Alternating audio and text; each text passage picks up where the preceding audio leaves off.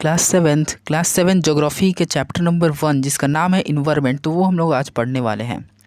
After a long vacation, Ravi started to going to school, and he noticed that into playground next to his school was dug up.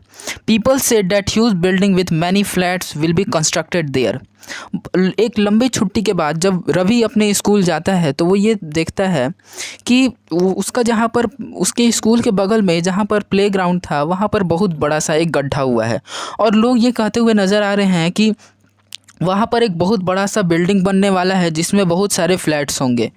Ravi was almost in tears. Ravi वहाँ पर बहुत दुखी हो जाता है। और when he realize that big playground was soft grass, marigolds and butterflies gone forever. और वहाँ पर उसको पता ये चलता है कि उसका जो भी ग्राउंड्स में जो भी सॉफ्ट ग्रासेस थे, मैरीगोल्ड्स थे, बटरफ्लाइज थे, वो सब अब भूल गया वो। He shared his feeling with his classmate, और वो अपना फीलिंग अपने क्लासमेट के साथ शेयर करता है। In the assembly principal too said observe see how the environment is changing. और वहाँ पर उसके स्कूल में जो प्रिंसिपल थे वो भी उससे बहुत दुखी थे कि किस तरह से इन्वायरमेंट जो है उसमें बदलाव आ रहा है। In the class Ravi ask the teacher what is environment. तो रवि के क्लास में एक टीचर आते हैं और वो पूछते हैं कि इन्वायरमेंट क्या होता है। तो whatever you see in surroundings, the teacher said. तो उसके टीचर बताते हैं कि जो भी तुम अपने सराउंडिंग देख रहे हो वो सब किसका पार्ट है, तो वो सब इन्वायरमेंट का ही एक पार्ट है। Ravi taught aloud, this means school building, tables, chairs in the classrooms, open field and road and garbage, my friends, all are parts of environment। तो क्या स्कूल का ये जो बिल्डिंग है, टेबल है, चेयर है, क्लासरूम है, रोड है, जो भी गार्बेज है, जो भी कचरा है, जो भी हमारे दोस्त हैं, वो क्या सब इन्वायरमेंट का ही पार्ट है। तो yes, the teacher said. Teacher क्या बोलते हैं, हाँ ये सब इन्वायरमेंट का ही पार्ट होता है। But wait, some object created by the nature, for example mountains, rivers, trees and animals. कुछ जो चीज़ होता है जिसको नेचर क्रिएट करता है, प्राकृतिक होता है, जैसे कि माउंटेन पहाड़ हो गया, नदी हो गया, पेड़ हो गया, जानवर हो गए। और कुछ जो होते हैं वो मैन मेड होता है, जैसे कि उसको इंसान बनाते हैं, जैसे कि roads, cars, books, clothes. Now work in pair, और हम लोग को क्या करना है, पेयर में काम करना है। तो make a list with your classmate sitting next you and creation of nature by the human beings.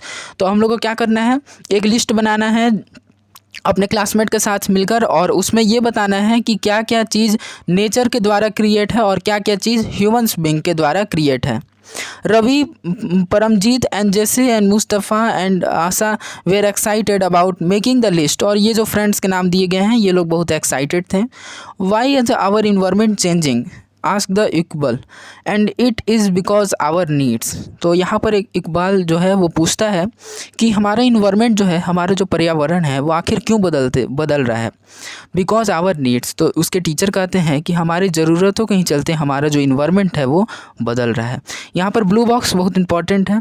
Blue box में क्या दिया हुआ है कि environment is the basic support of system. जो सिस्टम है उसका बेसिक सपोर्ट क्या है, इन्वायरमेंट ही है।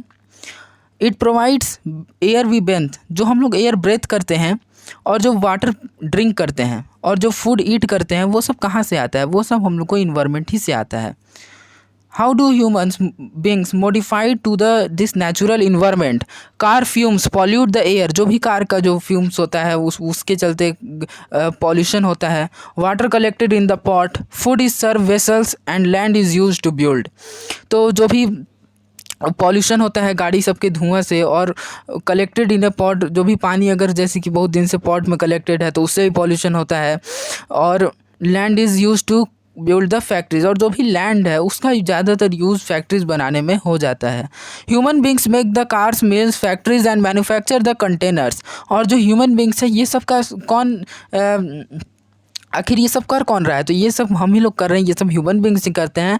मेक्स द कार्स बनाए, मिल्स, फैक्ट्रीज़, बहुत बड़े बड़े फैक्ट्रीज़ बनाना। तो इसके चलते क्या होता है, जो भी लैंड है उसका यूज़ हो जाता है, और नेचुरल चीज़ जैसे कि वहाँ पे गार्डन नहीं रह पाता है, तो इसके चलते जो इन्वायरमेंट है वो बदलने लगता है। This how the human beings modify the natural environment. इसी तरह से ह्यूमन बींग्स जो हैं वो नेचर को मॉडिफाइड करते जा रहे हैं। यहाँ पर क्या बताया गया है कि कंपोनेंट्स ऑफ इन्वायरमेंट के बारे में बताया गया है यहाँ पर। तो फिगर को हम लोग ध्यान से देखते हैं। तो कि इन्वायरमेंट्स के क्या क्या कंपोनेंट होते हैं। सबसे पहला दिया हुआ है नेचुरल, और इधर दिया हुआ है ह्यूमन मेड, और इधर ह्यूमन। तो नेचुरल में क्या क्या आता है? नेचुरल में आता है वाटर, क्लास 6 में हम लोग पढ़े हैं कि वाटर हाइड्रोस्फीयर उसका लेयर होता है, एयर का एटमॉस्फेयर, लैंड का लिथोस्फीयर, और लिविंग थिंग्स का बायोस्फीयर। और उसी तरह से ह्यूमंस में, तो ह्यूमंस का क्या होता है? इंडिविजुअल, जो भी कोई आदमी है, फैमिली, कम्युनिटी, रिलीजन और एजुकेशन, इकोनॉमिक और पॉलिटिकल सिचुएशन, ये सब क्या है? ह्यूमन का पार्ट है इन्वायरमेंट का। और क्या दिया हुआ है कि इंडस्ट्रीज, मॉन्यूमेंट्स, और इसमें कुछ ह्यूमन मेड्स का भी एग्जांपल है, जैसे कि रोड्स, ब्रिज, पार्क, बिल्डिंग्स। तो ये सब कौन मेड करता है? ये सब ह्यूमन मेड होता है, ह्यूमन इसको इंसान बनाते हैं। तो ये सब भी क्या है? ये सब एक हमारा इन्वायरमेंट का ही कंपोनेंट है, हमारे पर्यावरण का ही कंपोनेंट है।